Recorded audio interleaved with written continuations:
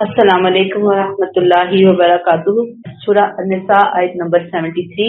نحمدہ ونصلی علی رسولہ الکریم، اما بعد فاعوذ باللہ من الشیطان الرجیم، بسم اللہ الرحمن الرحیم۔ رب اشرح لی صدری ویسر لی امری واحلل عقدۃ من لسانی یفقہوا قولی ربی زدنی علما۔ آیت نمبر 73 سے تفسیر ہم دیکھیں گے۔ آیت 72 میں منافقین کا ایک رویہ ہم نے پڑھا، اب 73 میں انہی کا ہی دوسرا رویہ ہم پڑھ رہے ہیں کہ مصیبت میں یہ پیچھے ہم نے پڑھا غائب ہو جاتے ہیں اور فائدوں میں یہ حاضر ہو جاتے ہیں۔ یہاں پہ اب ہم پڑھ رہے ہیں اللہ کیا فرماتے ہیں، وَلَئِنْ أَصَابَكُمْ فَضْلٌ مِّنَ اللَّهِ، اگر تم پر اللہ فضل فرمائے، یعنی ودن بریکٹ کہ تم لڑائی سے کامیاب واپس آ جاؤ، بریکٹ کلوز، تو یہ اس طرح کہیں گے لَيَقُولَنَّ كَأَن لَّمْ تَكُن بَيْنَكُمْ وَبَيْنَهُ مَوَدَّةٌ، اس طرح کہیں گے کہ گویا تمہارے اور ان کے درمیان محبت کا کوئی رشتہ تھا ہی نہیں۔ یا لیتنی کنت معہم فافوز فوزا عظیما، کہ اے کاش میں بھی ان کے ساتھ ہوتا تو بڑی کامیابی حاصل کر لیتا۔ اللہ تعالیٰ کو ایسے لوگوں کی کوئی ضرورت نہیں ہے، یعنی اے نبی صلی اللہ علیہ وسلم، اے صحابہ، اگر تمہیں اللہ کی طرف سے کوئی کامیابی ملتی ہے، کوئی فضل ملتا ہے، یہ کیا کہا، وَلَئِنْ أَصَابَكُمْ فَضْلٌ مِّنَ اللَّهِ، فضل، فضل یہاں کیا، فتح، کامیابی، مال غنیمت۔ فضل کامیابی کی ہر شکل کے لیے آتا ہے۔ اے صحابہ، اے نبی، اگر اللہ تم پر اپنا کوئی فضل فرمائے تو یہ کیا کہتے ہیں، ایسا شخص اصل میں ساتھ نہ دینے کا کوئی شرمندگی کا احساس نہیں رکھتا، کوئی اس کو ندامت نہیں ہوتی۔ گویا یہ حصہ منافقین کی مسلمانوں کے لیے بے وفا طبیعت کو کھول کر سامنے لا رہا ہے، یعنی کتنے یہ بے وفا ہیں، کتنے یہ طوطا چشم ہیں، کیسے یہ آنکھیں پھیرنے والے ہیں، کتنے یہ خود غرض ہیں۔ ان کی بات کرنے کا انداز ایسا ہوتا ہے جیسے وہ تم سے غیر ہیں، تم میں اور ان میں کبھی کوئی بھائی چارہ رہا ہی نہیں، وہاں صرف لالچ بول رہا ہوتا ہے۔ قلبی تعلق ہوتا تو آزمائش میں ساتھ کھڑے ہوتے۔ مسلمانوں کی کامیابیاں دیکھ کر دل سے جلتے ہیں، ان سے دشمن کی کامیابیاں جو ہے نا وہ زیادہ انہیں اچھی لگ رہی ہوتی ہیں۔ صرف مالی فائدے کی حد تک مسلمانوں کے ساتھ نہ ہونے پر اپنی محرومی سمجھ کر سر پیٹ رہے ہیں۔ کیسے، لَيَقُولَنَّ كَأَن لَّمْ تَكُن بَيْنَكُمْ وَبَيْنَهُ مَوَدَّةٌ، تمہارے اور ان کے درمیان دور دور تک کوئی لگتا ہے کہ محبت کا تعلق واسطہ ہی نہیں ہے، ایسے یہ بہیو کر رہے ہوتے ہیں۔ اور کیا کہتے ہیں، یا لیتنی کنت معہم فافوز فوزا عظیما، گویا اسلام اور مسلمانوں سے ان کا کوئی رشتہ ہے ہی نہیں۔ اگر تمہیں کامیابی حاصل ہوتی ہے تو اتنا جیلس ہوتے ہیں، کہتے ہیں کاش اس کامیابی کے موقع پر ہم بھی وہاں ہوتے، ہمیں بھی مال غنیمت مل جاتا، کوئی پیسے، کوئی دولت ہم بھی بٹور لیتے۔ اور ان کا یہ جو رویہ ہے نا، اصل میں سبق یہاں سے کیا مل رہا ہے کہ یہ مشکل وقت میں ساتھ نہیں دیتے، مشکل وقت میں خوش ہوتے ہیں، لیکن جب مسلمانوں کو کوئی فائدہ ملتا ہے تو پھر ان کی حسرت کیا ہوتی ہے، یہ نہیں کہ ہم کیوں نہیں تھے، ہم بھی کوئی جان کی بازی لگاتے، ہم بھی کوئی قربانی کرتے، نہیں، ان کی حسرت یہ ہوتی ہے کہ کاش یہ پیسے ہمیں بھی مل جاتے، یہ مال غنیمت ہمیں بھی مل جاتا۔ ان کی حسرت اللہ کے لیے، جہاد کے لیے، دین کے لیے نہیں ہوتی بلکہ پیسے کے لیے، کاش ہم بھی اس موقع سے فائدہ اٹھانے والوں میں ہوتے۔ فَأَفُوزَ فَوْزًا عَظِیمًا، آخرت کا فوز انہیں نہیں چاہیے، انہیں دنیا کا فائدہ چاہیے، مال غنیمت چاہیے۔ تو سبق ہمارے لیے لیسن کیا ہے کہ دنیا کے لیے اخلاص، محنت، قربانی کے جذبے کے بغیر بس صرف دنیا کا فائدہ فوز عظیم بنا لینا، یہ بڑی ہی بد نصیبی، بدبختی کی بات ہے۔ اصل فائدہ کیا ہے، آخرت کا، اللہ کی رضا، آخرت میں کامیابی، یہ اصل فوزن عظیمہ ہے، فوزن عظیمہ۔ اللہ ہمیں یہ فوزن عظیمہ پانے والا، اس کا پرچار کرنے والا بنا دے، آمین۔ آیت نمبر 74، فَلْيُقَاتِلْ فِي سَبِيلِ اللَّهِ الَّذِينَ يَشْرُونَ الْحَيَاةَ الدُّنْيَا بِالْآخِرَةِ، لیکن بریکٹ اللہ کو ایسے لوگوں کی کوئی ضرورت نہیں۔ کیسے لوگوں کی، یہ جو بھی ہم نے آیت 73 میں منافقین کے بہانے، دنیا پرستی کی باتیں پڑھی، اللہ تعالیٰ کہتے ہیں کہ اللہ کو ایسے لوگوں کی ضرورت نہیں ہے، بلکہ اللہ کو کیسے لوگ چاہیے؟ آیت 74 میں اللہ کو جانثار لوگ چاہیے، اللہ کو قربانیاں کرنے والے، اللہ کو مخلص لوگ چاہیے، دین کی نصرت کرنے والے چاہیے۔ اللہ کہتے ہیں ایک طرف دنیا کے فدائی ہیں، دنیا پر فدا ہونے والے ہیں، اور ایک طرف دین پر فدا ہونے والے ہیں۔ اللہ کو کون سے چاہیے؟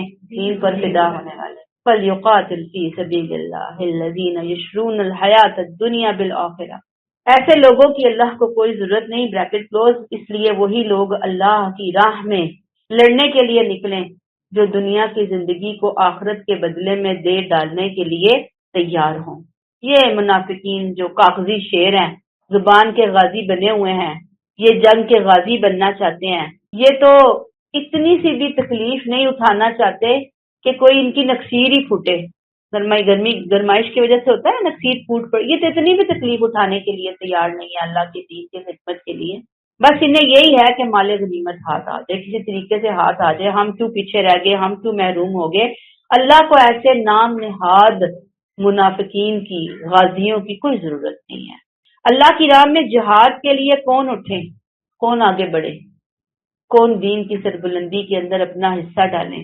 وہ جو اپنی دنیا قربان کر چکے، جو اللہ کی خاطر، آخرت کی خاطر کیا کر رہے ہیں؟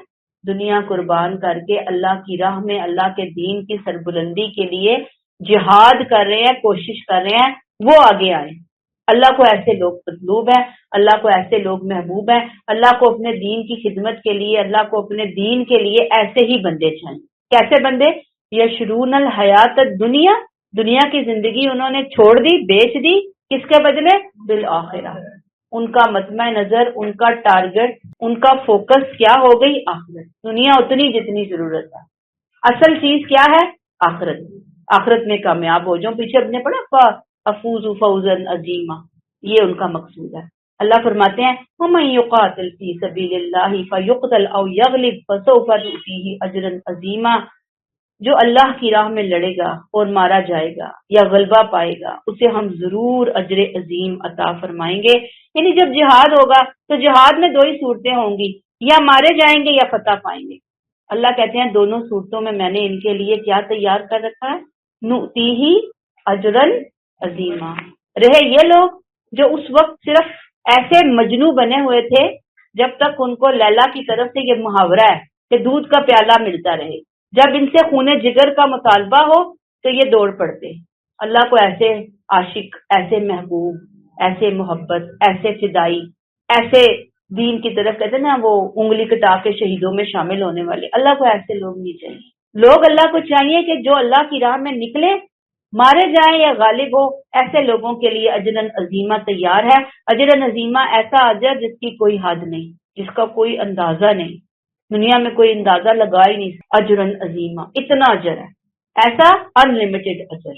اور اس کے لیے آپ سورہ آل عمران آیت نمبر 169 170 کی تفسیر ذہن میں لے آئیں، جہاں ہم شہادت اور شہید کے حوالے سے بہت ڈیٹیل میں گفتگو کر کے آئے ہیں کہ شہید کا اجر کیا ہے، کہ زندگی دنیا کی جو ختم ہوتی ہے، شہادت حاصل ہوتی ہے، تو موت کے ساتھ ہی، شہادت کے ساتھ ہی جو اخروی زندگی ہے، اللہ فانی زندگی، اللہ وہاں شروع کر دیتے، عیش و عشرت والی زندگی شروع ہو جاتی ہے۔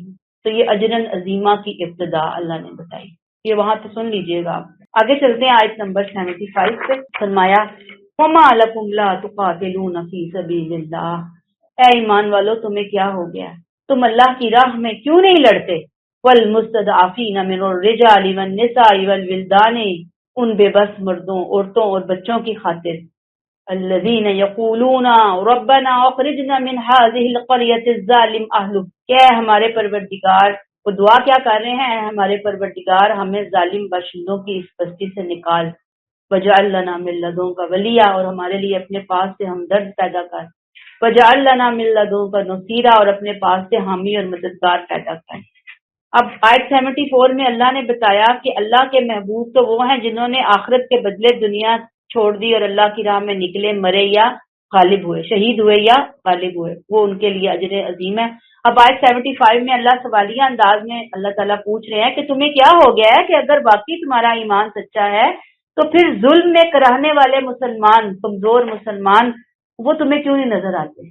وہ تمہیں کیوں نہیں، تمہارا ایمان کیوں نہیں جھنجھوڑا جاتا ان کو دیکھ کر، ان کی تکلیف کو دیکھ کر؟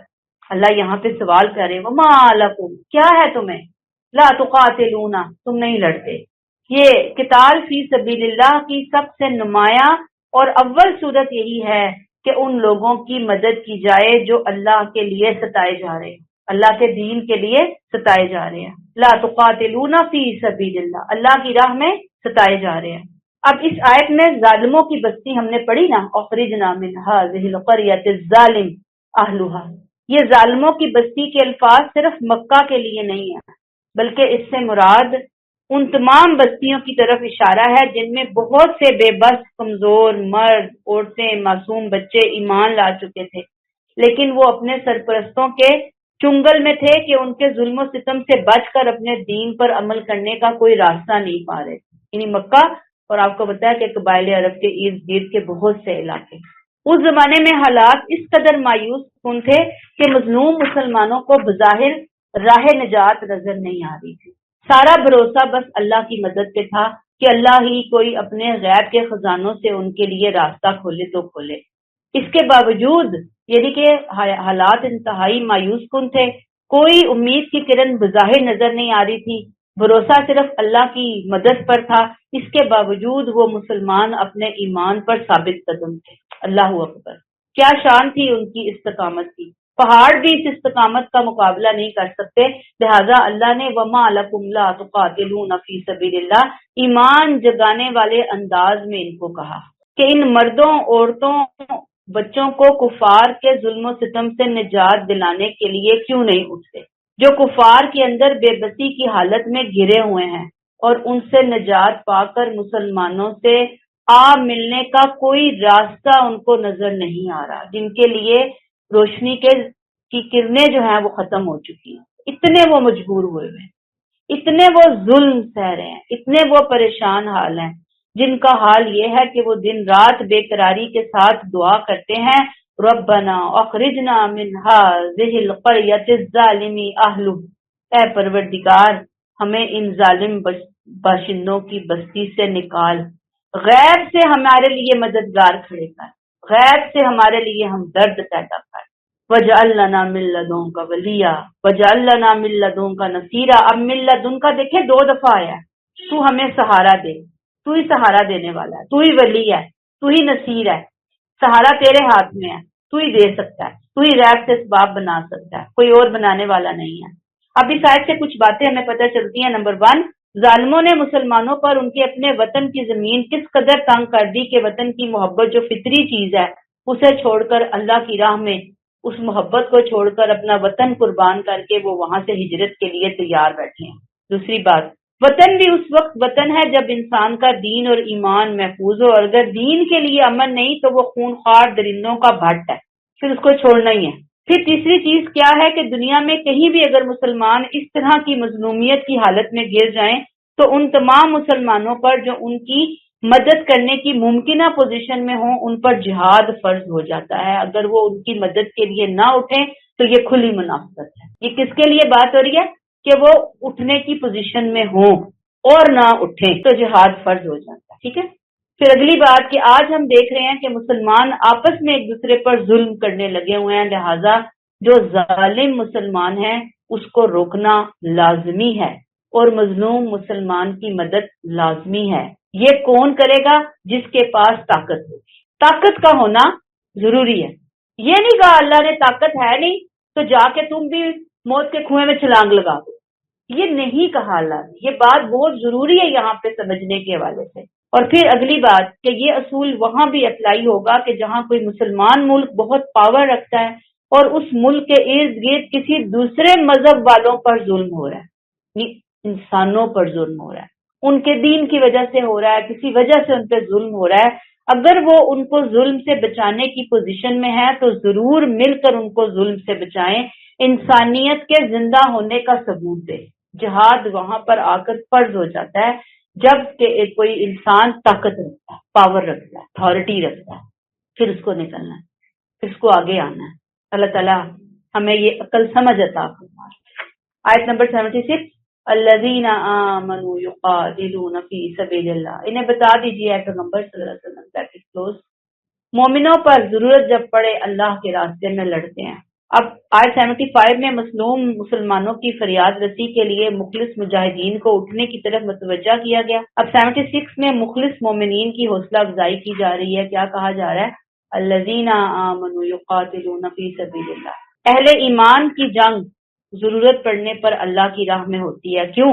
مومن کی زندگی کا مقصد کیا ہے؟ اللہ کی رضا کے لیے مظلوموں کی مدد، مظلومین کی مدد، یہ لفظ رٹا لگا لے، ظلم کا خاتمہ۔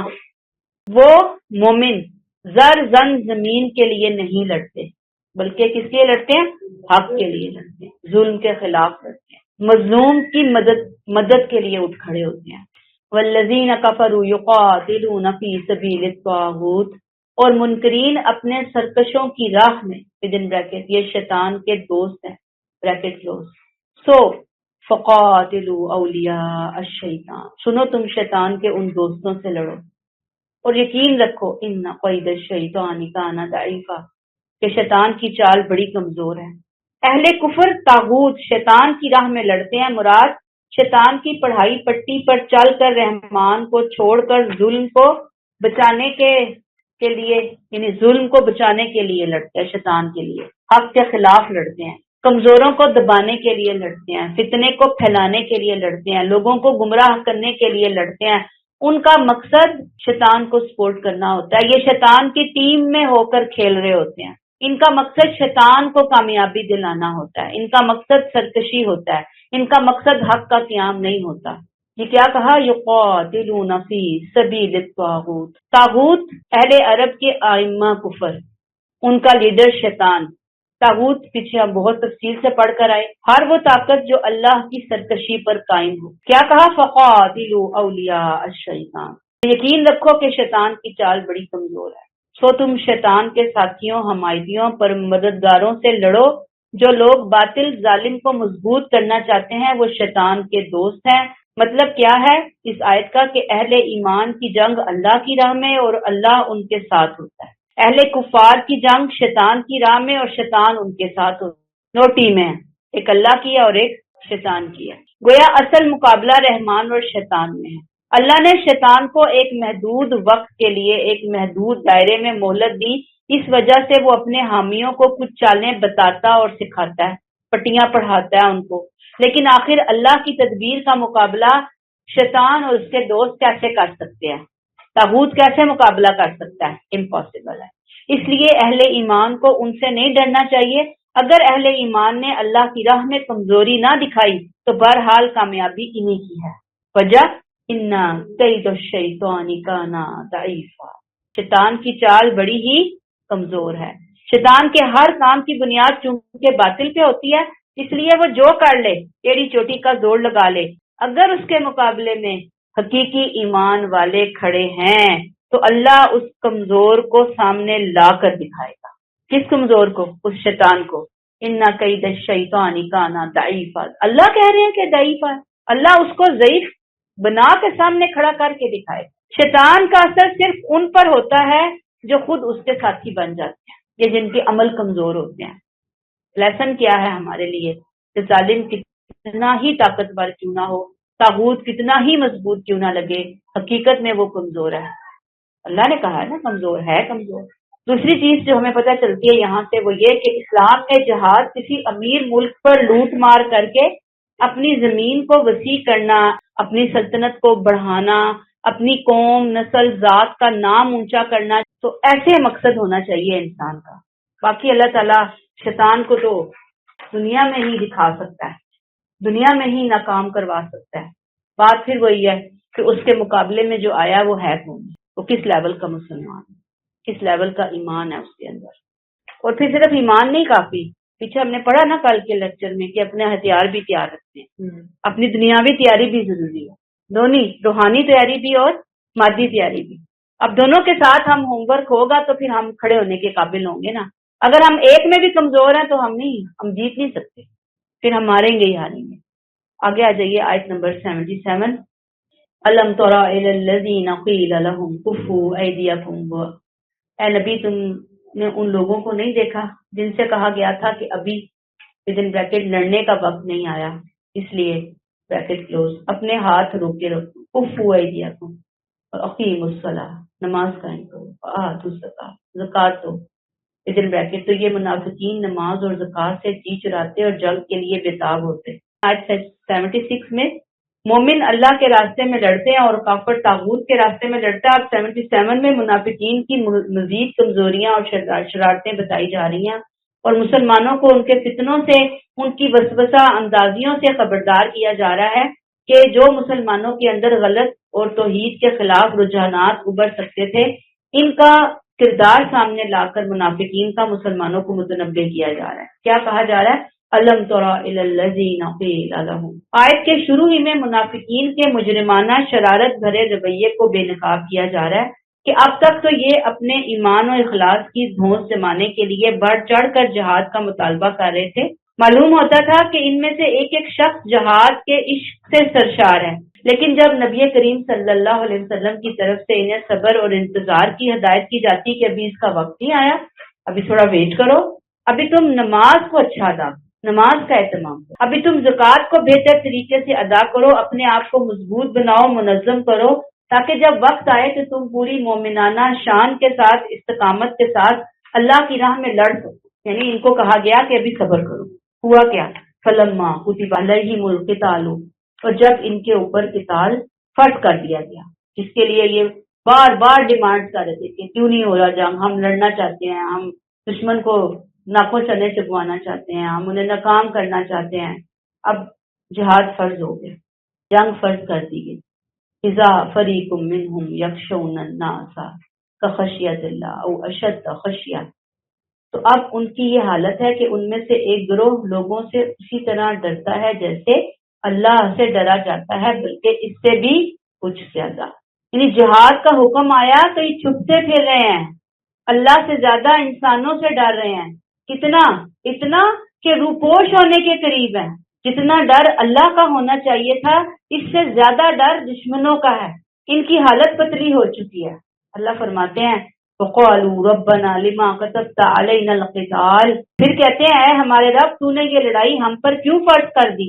اب یہ جو قالو تھا یہ ان کا زبانی قول نہیں تھا، بلکہ ان کی ذہنی حالت، جو اندر ان کا دل میں خیالات ابھر رہے تھے یا وہ سوچ رہے تھے، وہ اللہ نے سامنے لایا کہ اتنے شاکی ہیں، کہتے ہیں کہ اتنی جلدی جہاد کا حکم دے دیا، اتنی جلدی لڑائی کا حکم آ گیا، ابھی تو کچھ اور مہلت ملنی چاہیے تھی، ابھی تو ہم لڑنے کے لیے تیار ہی نہیں تھے۔ اللہ فرماتے ہیں، پھر کہتے ہیں لولا اخرتنا الی اجل قریب، ابھی تو ہمیں اور مہلت ملنی چاہیے تھی۔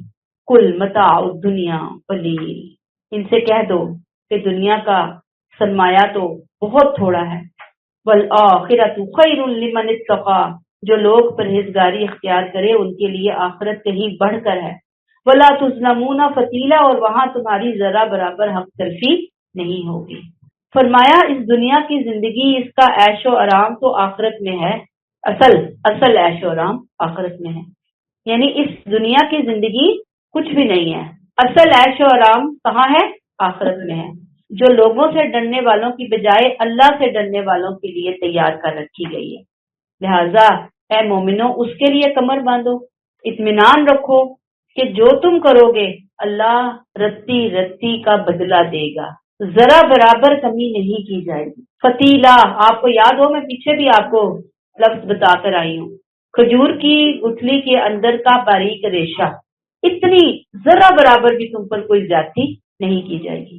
اب یہاں سے جو ہمارے لیے لیسن ملتا ہے وہ یہی ہے کہ جو لوگ اللہ کی راہ میں لڑنے کے لیے تیار ہوں، ان کے لیے اسلحے کی ٹریننگ سے زیادہ، یعنی اسلحے کی ٹریننگ اپنی جگہ پہ بہت اہم ہے، اس میں تو کوئی دوسری رائے ہے ہی نہیں، نماز اور زکوٰۃ کی پابندی ہے۔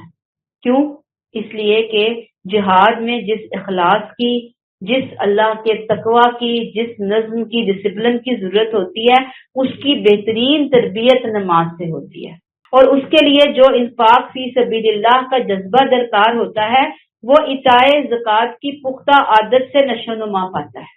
ان صفات کے بغیر اگر کوئی گروہ جنگ کے لیے اٹھ کھڑا ہو تو اس جنگ سے کوئی اصلاح وجود میں نہیں آتی، اس سے صرف فساد فی الارض میں اضافہ ہوتا ہے۔ اور مزید کیا پتہ چلتا ہے کہ آج بھی ہم میں سے بہت سے لوگ بہت ساری باتیں کرتے ہیں، لیکن جب قربانی کا ٹائم آتا ہے تو ہم کہتے ہیں کہ ابھی تو حالات نہیں ہیں، ابھی تو بڑی مشکل ہے، ابھی تو بچے چھوٹے ہیں۔ قربانی دینا یعنی دین سیکھنا، آج ہمارا جہاد تو دین سیکھنا ہے نا، تو ہم اس سے بھاگ رہے ہوتے ہیں بہانے بنا بنا کے۔ اور پھر مزید ہمیں کیا پتہ چلتا ہے کہ اللہ کے ہاں کسی کی کوئی قربانی، کوئی محنت ضائع نہیں ہوتی، کسی کے کوئی آنسو ضائع نہیں ہوتے۔ بس اللہ تعالیٰ سے یہی دعا کریں کہ اللہ ہمیں وہ دل عطا کر جو لوگوں سے نہ ڈرے بلکہ اللہ کو کھونے سے ڈرے۔ اللہ نہ گم ہو جائے کہیں ہم سے، ہم کہیں اللہ کی محبت سے محروم نہ ہو جائیں، اور اللہ ہمیں اپنی رضا پر سب کچھ قربان کرنے کا دل، جذبہ، توفیق، ایمان، سعادت، استقامت عطا فرما دے، آمین۔ آگے آ جائیے جی آیت نمبر 78 پہ۔ پچھلی آیت میں ابھی منافقین کا رویہ، قتال کا حکم آتا ہے، چھپتے پھرتے ہیں، ابھی تو قتال کا حکم نہیں آنا چاہیے تھا۔ آیت 78 میں ان منافقین کے خوف کو واضح کیا گیا جو موت کے حوالے سے، اور پھر اس عقیدے کو بیان کیا گیا جو اس خوف کا واحد علاج ہے، اور وہ کیا عقیدہ ہونا چاہیے ایک بندہ مومن کا، اللہ نے اسے ہائی لائٹ کر دیا۔ کیا فرماتے ہیں اللہ تعالیٰ؟ اینما تکونوا یدرککم الموت، تم جہاں کہیں بھی ہو موت نے آنا ہے، موت آ کے تمہیں ڈھونڈ لے گی۔ وَلَوْ كُنْتُمْ فِي بُرُوجٍ مُشَيَّدَةٍ، خواہ تم کیسے ہی مضبوط بلند و بالا قلعوں کے اندر ہو، موت سے کوئی فرار نہیں ہے۔ جس کی موت، لکھ لیں اس کو، کیونکہ ہم بھی بڑے ہی کیا کہنا چاہیے نا اہل نہ لائق مسلمان ہیں۔ جب آ جاتی ہے نا ہمارے پیاروں کو موت تو پھر ہم بھی بڑی باتیں کرتے ہیں، ایسے کر لیتے تو ایسا ہو جاتا، ویسے کر لیتے تو ویسا۔ ٹھیک ہے، جو ہماری ذمہ داری ہے دعا اور دوا وہ تو ہم نے کرنی ہے، لیکن اگر وہ آ گئی ان کوششوں کے باوجود تو پھر ہم جیسا بھی کر لیتے اس نے آنا ہی تھا، بھاگ نہیں سکتا، اس کا ایک وقت مقرر ہے۔ موت جس مقام گھڑی شکل میں لکھی ہے وہ آ کر رہے گی۔ وَلَوْ كُنْتُمْ فِي بُرُوجٍ مُشَيَّدَةٍ، مضبوط سے مضبوط قلعوں میں کوئی چھپ کر بیٹھ جائے، موت نے آ کر اسے وہاں بھی ڈھونڈ لینا ہے۔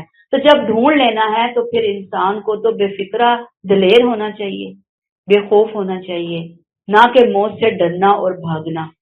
اور جو فرض آدمی پر عائد ہوتا ہے اس کو انسان ذمہ داری کے ساتھ نبھائے، موت کے مسئلے کو اللہ پر چھوڑ دے کہ وہ تو اللہ کے حوالے۔ اچھا پھر کیا الفاظ دیکھیے ذرا، اللہ کیا کہتے ہیں؟ اینما تکونوا یدرککم الموت، یدرککم، یہ آتا ہے لفظ تعقب کرنے، گھیر لینے، اچانک سامنے آ جانے، نہ چھوٹنے دینے، گویا موت انسان کی تلاش میں ہو، تم بھاگو گے تو موت تم سے زیادہ تیز بھاگے گی، اور جب اس نے آ کے تمہیں پکڑنا ہوگا تو وہ تمہیں سیکنڈز میں پکڑ لے گی۔ یدرککم الموت وَلَوْ كُنْتُمْ فِي بُرُوجٍ مُشَيَّدَةٍ، بروج کہتے ہیں ابتدائی مفہوم میں کسی نمایاں اور واضح چیز کے لیے، پھر اصطلاحی معنی بلند عمارتوں اور قلعوں کے لیے، بڑی بڑی مضبوط بلڈنگز کے لیے۔ مشیدہ بلندی اور مضبوطی دونوں کے لیے آتا ہے۔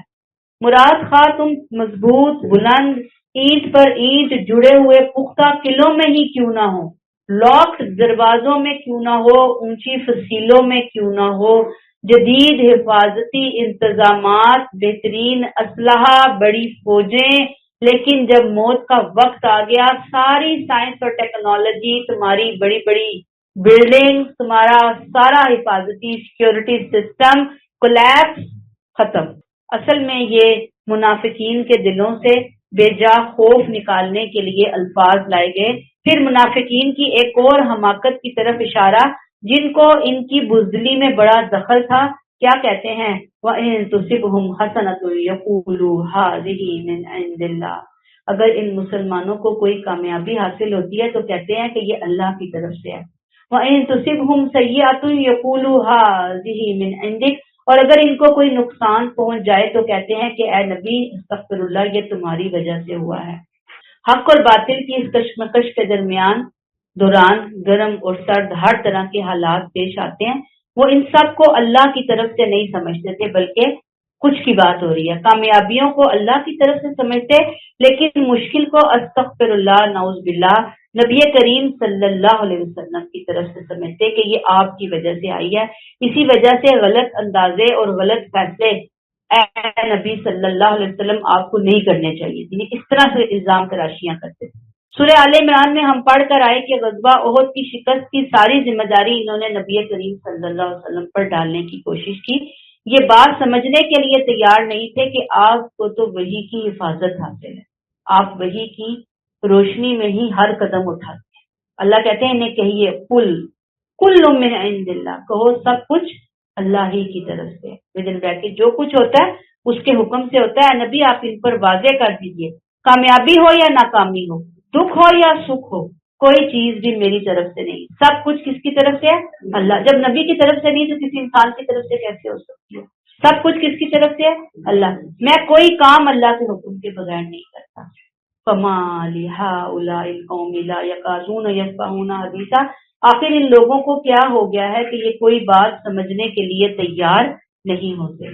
یہ ایک سخت ڈانٹ کا جملہ ہے، کسی بات کو سمجھنے کے پاس ہی نہیں پھٹکتے، یعنی ان کے دل بند ہو چکے ہیں، انہوں نے اپنی عقلوں کو تالا لگا دیا ہے، ان کے پاس دل ہے لیکن اس سے غور و فکر نہیں کرتے، اس سے عبرت حاصل نہیں کرتے۔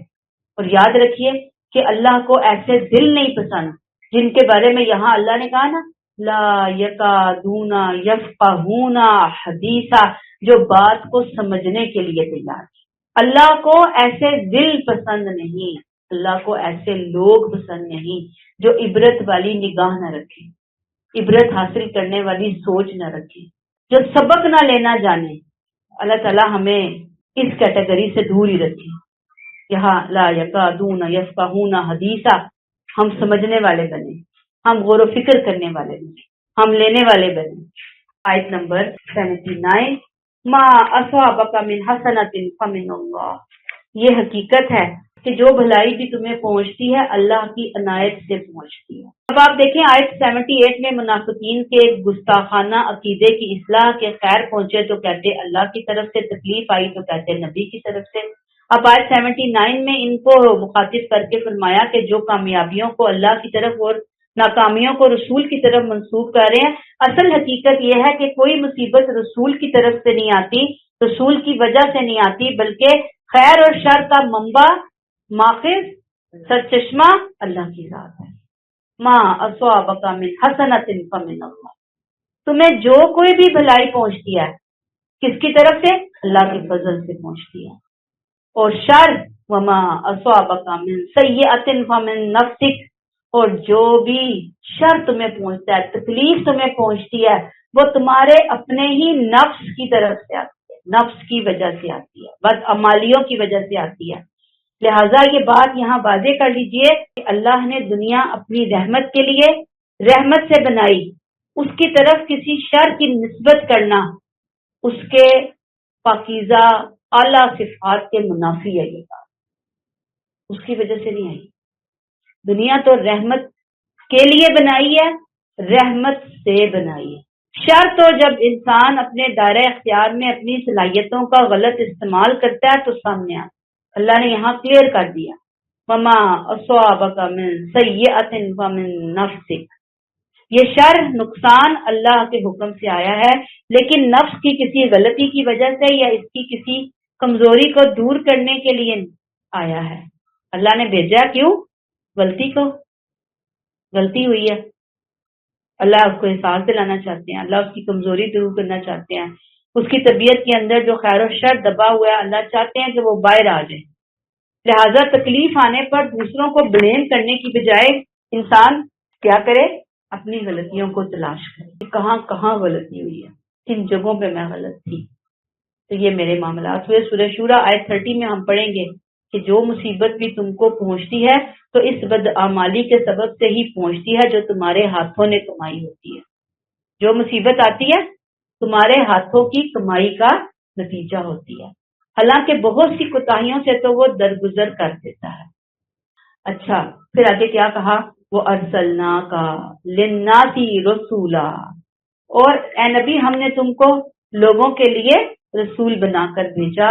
وکفا باللہ شہیدا، اس بات پر بریکٹ کلوز، اللہ کی گواہی کافی ہے۔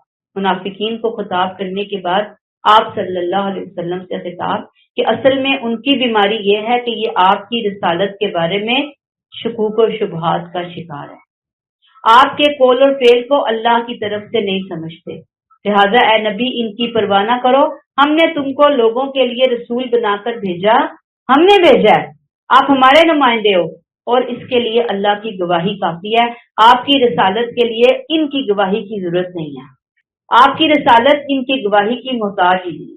اب یہاں سے ٹیک اویز ہمارے لیے کیا ہیں کہ نعمتیں ملیں الحمدللہ کہنا، خود کو کریڈٹ نہیں دینا۔ ہم یہی کہہ رہے ہوتے ہیں نا، ہم اچھے، ہماری اولادیں اچھی، ہماری اولادیں کامیاب، فلاں چیز ہماری وجہ سے، یہ سب کیا ہے؟ اللہ کا کرم، اللہ کا فضل، اللہ کا احسان، اللہ کی مہربانی، اللہ نے یہ آسانیاں دی، اللہ نے یہ وسائل دیے، اللہ نے ایسی اچھی سمجھدار اولادیں دی، اللہ نے فرما برداریاں رکھی اولادوں کے اندر۔ جب مشکل آئے اپنا محاسبہ کرے، حالات کو نہیں کوسنا، کہاں اللہ کے حکم کی کوتاہی ہوئی ہے، اللہ کے حکم میں کون سا گناہ تھا جو اللہ تعالیٰ مجھے جھنجھوڑ رہے ہیں، مجھے بتانا چاہ رہے ہیں، مجھے سکھانا چاہ رہے ہیں، جس پر مجھے توبہ کرنی چاہیے، اور پھر یہ کہ دوسروں پر الزام دھرنا چھوڑ دیں کہ فلاں کی وجہ سے گھر میں مصیبت ہے، فلاں کا چہرہ دیکھا، فلاں آ گیا، فلاں منحوس ہے، فلاں کی زبان تو بڑی کالی ہے، اس طرح کی چیزوں کو اپنی زندگی کے پیپر سے نکال کر پھاڑ کر پھینکنا ہے۔ بس اگر کچھ ہے تو وہ میرے عمل ہے، اللہ مجھے سمجھانا چاہ رہے ہیں، مجھے سکھانا چاہ رہے ہیں، مجھے پالش کرنا چاہ رہے ہیں، مجھے بتانا چاہ رہے ہیں، میری اصلاح کرنا چاہ رہے ہیں، اور اگر یہ سب کچھ نہیں ہے تو پھر اللہ میرے درجات بلند کرنا چاہ رہے ہیں، اور تو کچھ بھی نہیں ہے، تیسری کوئی اور کیٹیگری نہیں ہے اس کے اندر، اللہ کی رحمت سے وہ آئی ہے۔ اللہ تعالیٰ ہمیں توفیق دے، ہم سیکھ کر سمجھنے والے اور عمل کرنے والے بنے۔ بس یہاں پہ روک لیتے ہیں۔ سبحانک اللہم و بحمدک، نشہد ان لا الہ الا انت، نستغفرک و نتوب الیک۔ السلام علیکم ورحمۃ اللہ وبرکاتہ۔